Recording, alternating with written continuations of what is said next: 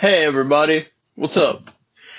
It's your boy Diablo Dollar Sign, and here today I want to do something a little bit different. This video is completely unscripted and completely unedited, similar to, say, how I would talk to one of my friends on the phone. Um, and the whole point of today's video is to address the fact that I am honestly considering quitting. I don't just mean YouTube, I mean music as well. And here's the thing, right? My music career has felt dead for quite a long time. Quite a long period of time. I haven't been making music. Yes, I've been mixing. Yes, I've been producing. But honestly, it kind of feels like I've been holding on to, these feelings that I used to get from music back in the day. I used to really enjoy making music back when, I was able to do it in my dorm room. People weren't listening to every word that I said. I didn't have people commenting on every word that I said. It gets really frustrating. It gets really frustrating. And because of that, I don't see the point in investing. Okay, let me go back and explain a little bit of something. In August, I ordered a pair of Audio-Technica M50Xs, the wireless ones. I still have them sitting over here. I bought those. They were about $200, but I got them on a 6-month financing deal through Zounds.com. And I actually really liked Zounds, and I still really do. But last night, or yesterday rather, I got paid, and I pulled out $200. For the most part, the only 200 that I would have as spending money throughout the month. And when I woke up this morning, I woke up to a bunch of notifications on my phone, and essentially, I had gotten like 5 charges from Zounds for all of the 5 payments that I had missed on those headphones, and it took like 180 out of my $200. So it actually left me with $17. $17, which leaves me in a weird position now where I was like, okay, well, I need that money, and I already sold my microphone. Well, what do I do? Do I sell my headphones? But I don't want to sell my headphones, because then what do I do if I have an interface but no headphones? I'm not going to be able to do anything, with a wire. I'm not going to be able to game or anything like that. So that led me to, well, if I sell the interface, then I can still use the wired headphones with my computer, and the interface will be gone, but I'll still be able to game and do all of that stuff.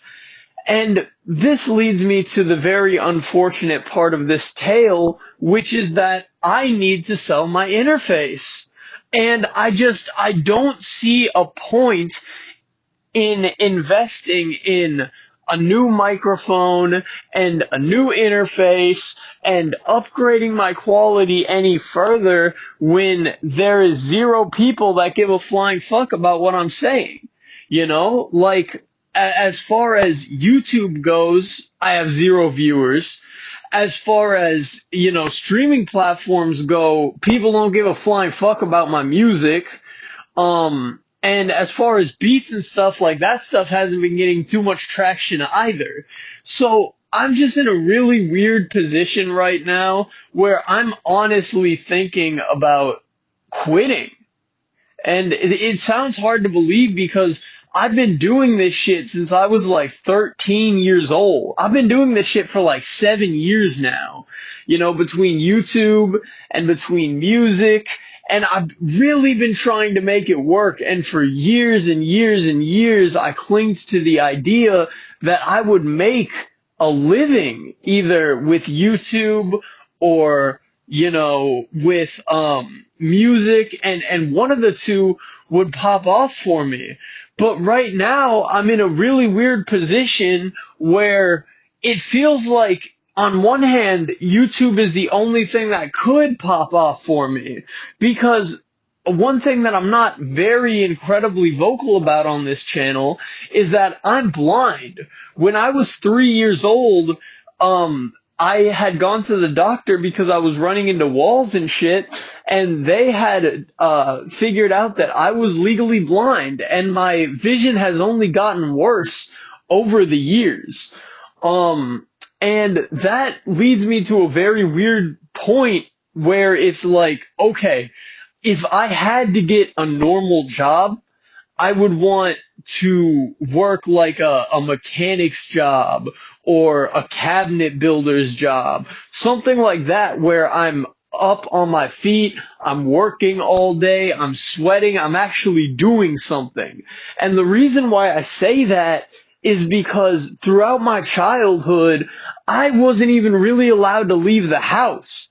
You know, like, even when I was, doing O&M, orientation and mobility, I was out in the public using my cane, and even though at the time, I'd say my mom was probably the most impressed with my cane skills that she's ever been, it was still at a weird spot where I wasn't able to go outside because she was afraid I would get hit by a car or something like that. So when we were over at like my cousins, which for a little bit of context were my only friends growing up, I never really had a whole lot of friends because the other parents were fucking assholes who didn't seem to understand that blind does not equate to retarded or contagious.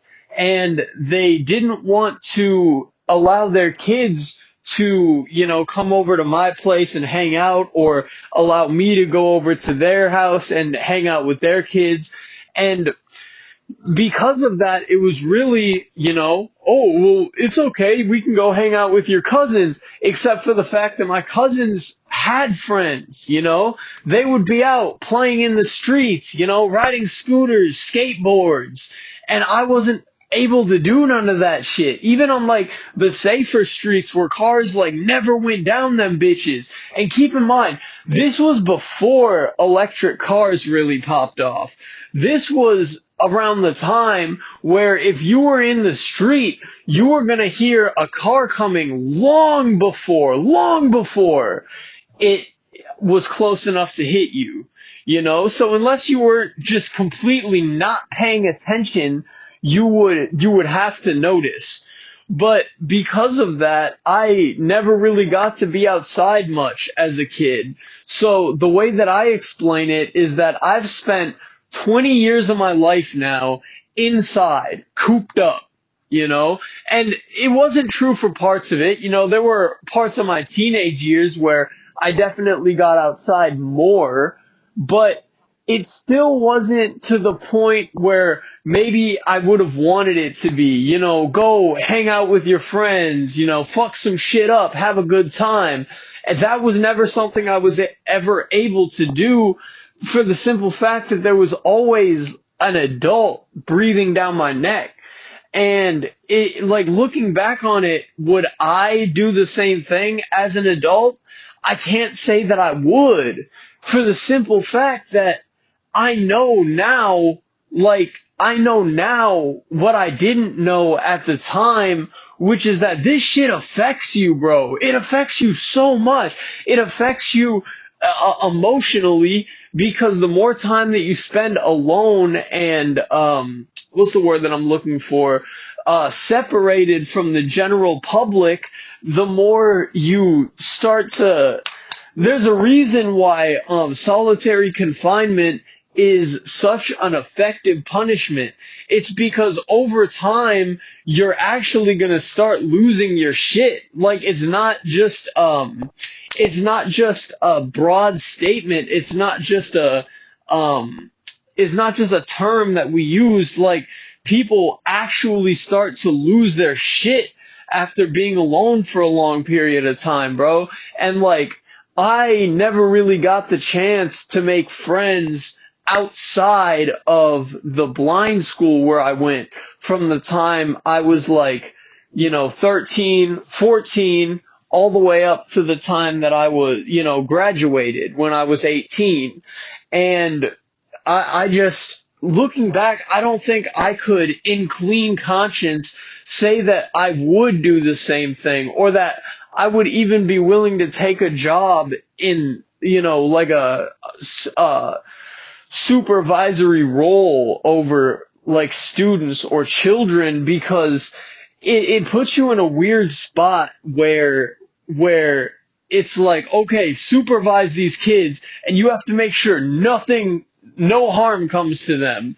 And then of course now it's not about, just the kids, it's about your ass. Like, oh my God, what are they going to do to me if I let them get hurt? And then, you really stop thinking about a lot of the stuff that I talked about, like, being alone sucks, and, not being able to talk to people and socialize sucks.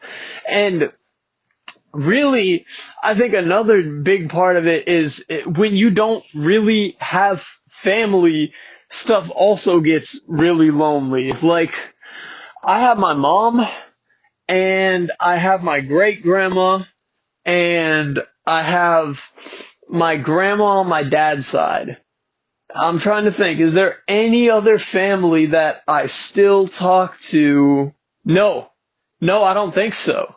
I think that's about it. And I think that adds to part of it too. Like, I notice with a lot of my friends, they don't seem to be as lonely, but I think that's because they have older siblings, younger siblings. They have,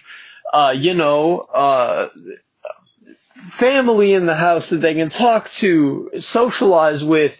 For me, it's a lot different, bro. It's like, I don't even know how to explain it. I just be getting so fucking lonely here by myself. And that's one of the big reasons why I don't want to work a desk job, bro. I'm not comfortable with the idea of sitting around and typing at a keyboard, bro, because that's all I've been doing for my whole life, bro. Like, I'm not even particularly good at it. Like, my typing speed isn't even particularly fast because I use a phone more than I use a computer. Because it's just easier. And I don't know, bro. It's just, it's one of those things that any like physical job that I try and get, they're not going to want to give it to me because I'm going to be a quote unquote liability. They're going to have insurance issues with hiring me.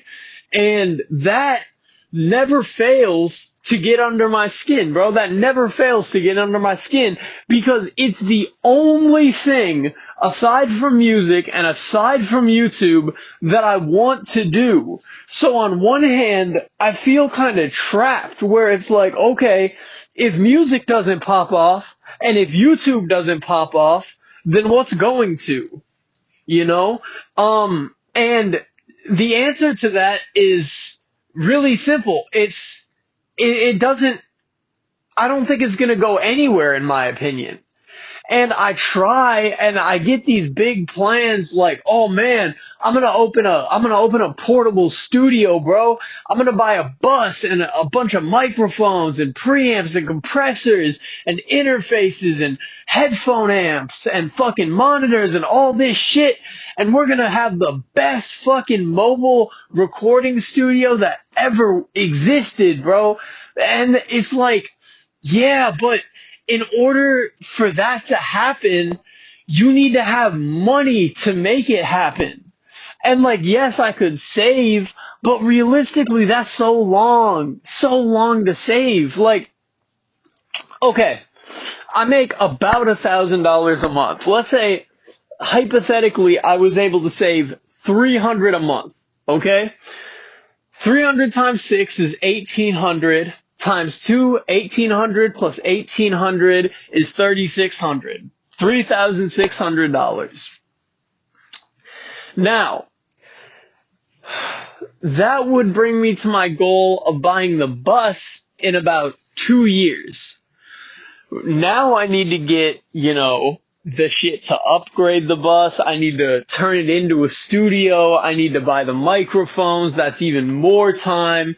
And you also have to realize, like, while I'm doing this, if I was saving $300 a month, there would be no equipment being bought in that time. No computers, no interfaces, no microphones. I would just be saving. So at the end of the day, I would have a bus, but then nothing to do with that bus. I would be completely fucked.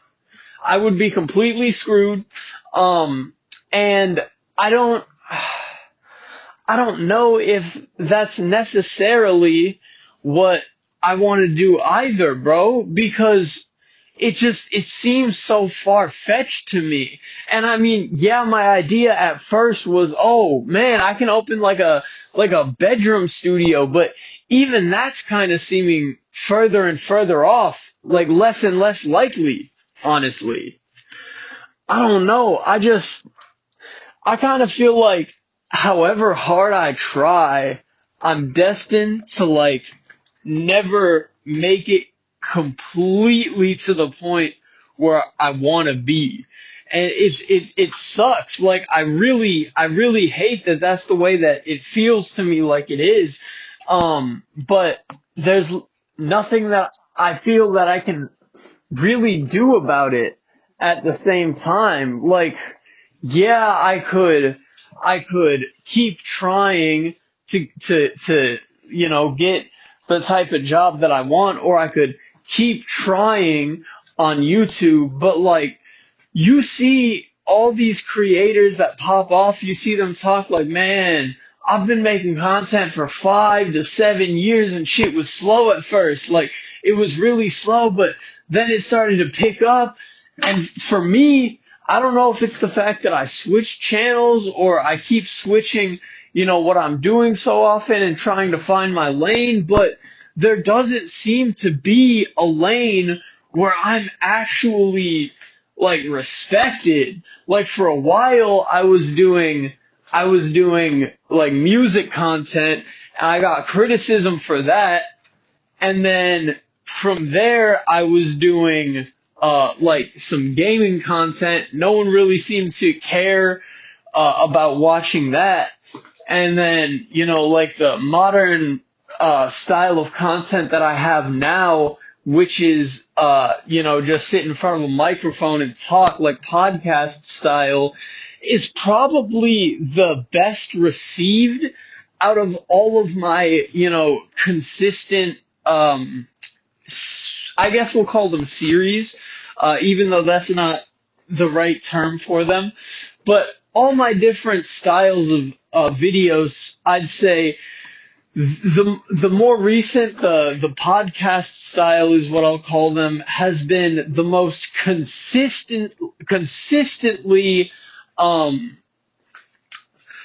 they've been the most consistently successful. And that's not even to say that they've been successful. I think my most recent has maybe just over 20 views, which is not what I would consider good in any sense of the word. That's not what I would consider where I want to be, as I wouldn't think anyone would.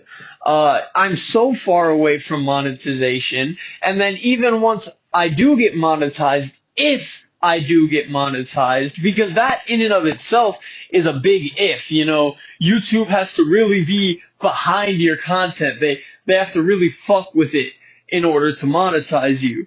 So assuming that I do get monetized and I'm able to keep my monetization, then I'd be getting like a couple bucks here and there, and that wouldn't be very helpful until it really started to take off. But I don't know, bro. I feel like it's just one of those situations where it almost feels like a myth. Like, I don't know anyone personally who has more than like a couple thousand subscribers on YouTube. Yeah, I've seen a couple people get to that point where they probably could have gotten monetized, but I've never seen someone who has gotten more than like a few thousand subscribers and was able to actually live on the revenue that they made from YouTube.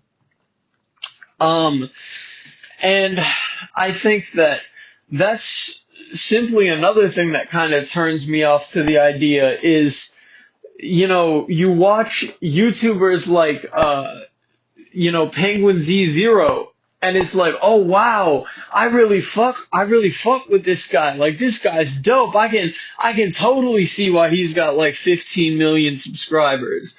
And then you really start to think about it and you're like, wait a minute. I'd like to be like him, but really, statistically, what's the likelihood of that? And then you start to think about it and realize that it's not very high.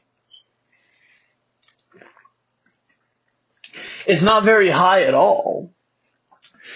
And I'm not even trying to say that my goal is to be on that level. My goal would simply be to make enough money to live off of YouTube. But it doesn't seem like anything that I would have any interest in doing has a lane to where it's open on YouTube. Like, everything seems so oversaturated. It's all been done already.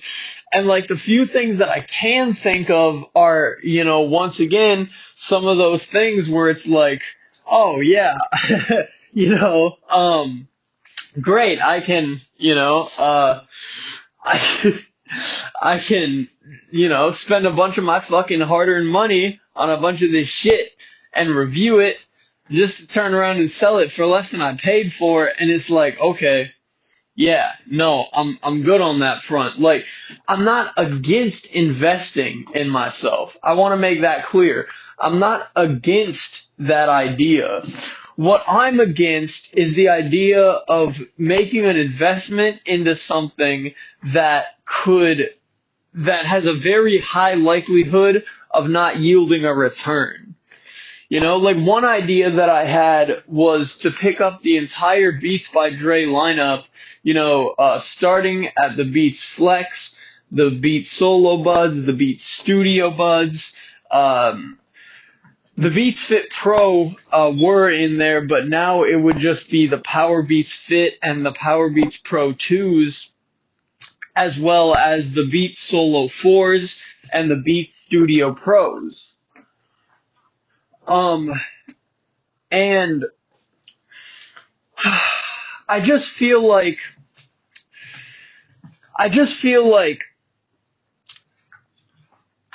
putting all that money into a video, because yeah, okay, I was going to make reviews on each individual one, and then at the end of the year I was going to make a big tier list. And I don't want to do that anymore for the simple fact that, like, a lot of that stuff's expensive. Like, the Beats Studio Pros alone are $350, and then the Power Beats Fit and the Power Beats Pros are $200 each, So unless I'm finding, like, insane deals on everything, which I don't think I would be, unless I'm finding insane deals on everything, then I don't see a way that I could make that work without going deeper into the hole.